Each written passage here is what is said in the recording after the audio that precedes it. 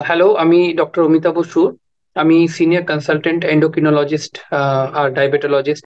Young adult এর মিনিংটা কি হলো? ইয়াং অ্যাডাল্ট মানে আমরা কমনলি যেটা বুঝি সেটা অ্যাডolescent পিরিয়ড, যেটা and someone who is in his or her third or fourth decade.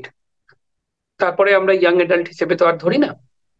So adolescence period, third decade মানে 20 to 30 আর ম্যাক্সিমাম ফোর্থ ডিকেড, এই পিরিয়ডে হাইপারটেনশন কাদের হয় বা যাদের হয় তাদের কেন হয়, সেই প্রশ্নটা যদি করা হয়, তো তার মধ্যে কিন্তু 70 to 80% পেশেন্টের ইডিওপ্যাথিক কারণেই হাইপারটেনশনটা হয়। বাট হ্যাভিং সেড দ্যাট, এদের মধ্যে রাফলি 20% or 25% ক্ষেত্রে they can be secondary causes of hypertension. Secondary causes of hypertension মানে প্রাইমারি একটা রোগ আছে, অন্য কিছু, যেটা হাইপারটেনশন নয়, বাট সেই রোগের জন্য হাইপারটেনশন হচ্ছে। সেটা অনেক কারণে হতে পারে, সেটা মেইনলি কার্ডিওলজিক্যাল কারণ বা এন্ডোক্রিনোলজিক্যাল কারণে হতে পারে।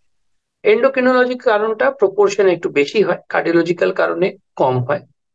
কার্ডিওলজিক্যাল কারণ যেরকম কি রিনাল আর্টারি স্টিনোসিসে হতে পারে, কোয়াক্টেশন অফ এওর্টাতে হতে পারে, এই ধরনের কিছু কিছু সিচুয়েশন আসে।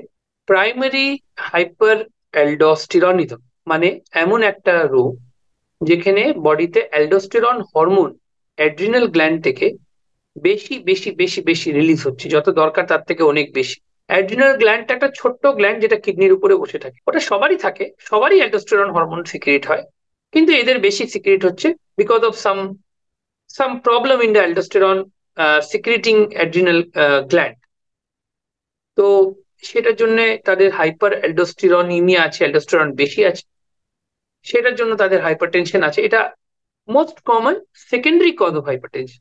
হাইপারটেনশন ইয়াং অ্যাডাল্টের হওয়ার অনেক কারণ আছে, তার মধ্যে যে কমন কারণগুলো সেগুলোই অফকোর্স কমন: ওভারওয়েট হওয়া, ওবিজ হওয়া, সিডেন্টারি লাইফস্টাইল হওয়া, সল্ট কনজাম্পশন, ট্রান্স ফ্যাট ইত্যাদি এগুলো বেশি করে খাওয়া, এগুলো ইনসুলিন রেজিস্ট্যান্স করে, এবং সেই ইনসুলিন রেজিস্ট্যান্সটা সাবসিকুয়েন্টলি হাইপারটেনশন কন্ট্রিবিউট করে হাইপারটেনশন হওয়াতে। এইটা একটা ইম্পর্টেন্ট কারণ। সবাই যে ইয়াং এবং যারা হাইপারটেনসিভ সবারই যে ইনসুলিন রেজিস্ট্যান্স আছে সেটাও ঠিক না। এমন অনেক পার্সন আছে যাদের ইনসুলিন রেজিস্ট্যান্স নেই, বাট ইনহেরেন্টলি তাদের রেনিন অ্যাঞ্জিওটেনসিন অ্যালডোস্টেরন অ্যাক্সেসটা বেশি কাজ করে, ওভার অ্যাক্টিভ আছে, they are more salt sensitive. So this can also be reasons for hypertension in young. আমি কিন্তু এগুলো যাই বলছি এগুলো সব ইডিওপ্যাথিক হাইপারটেনশনের ক্যাটাগরিতে পড়ে। আর্লি সাইন অনেক সময়ই থাকে না, বাট হ্যাঁ, headache can be an important manifestation of hypertension. Apart from that, weight, discomfort, undue fatigue এগুলো হতে পারে।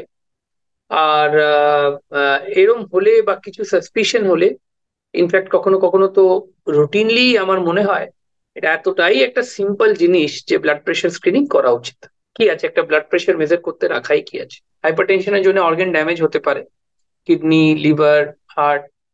সুতরাং হাইপারটেনশনের প্রপার কন্ট্রোলটাও দরকার, but at the same time secondary causes of হাইপারটেনশনকে রুল আউট করাটাও খুব দরকার। কেন কি, যদি প্রাইমারি রোগকেই না সরানো হয় তাহলে কিন্তু মুশকিল। ডায়াগনোসিস করাটা খুব ইম্পর্টেন্ট। আমরা একটা ইয়াং অ্যাডাল্টের অ্যাটলিস্ট মিনিমাম একটা arterial Doppler of the renal artery করি, ইকোকার্ডিওগ্রাফি করি, প্লাজমা অ্যালডোস্টেরন বা ডাইরেক্ট রেনিন কনসেন্ট্রেশন করি, থাইরয়েড প্রোফাইল, ক্যালসিয়াম প্রোফাইল, এগুলো করি to look for secondary causes of hypertension. যদি সব ঠিক আছে তাহলে আমরা অ্যান্টি হাইপারটেনসিভ দিয়ে ট্রিট করি। অ্যান্টি হাইপারটেনসিভ আলাদা কিছু হয় না, যেটা অ্যাডাল্টের হয় সেটাই ইয়াং অ্যাডাল্টেরও হয়। অনলি থিং ইজ, যদি কেউ উইমেন আছে তো, if she is in childbearing age, then we have to sensitize her that not all drugs can be given in this during this period, and we have to give the medicines appropriately. Hypertension prevent করার একটাই উপায়, wait management. Overweight, obesity যদি আছে তো ভাই, you have to do regular morning walk and you have to restrict your diet so that you don't become obese or overweight.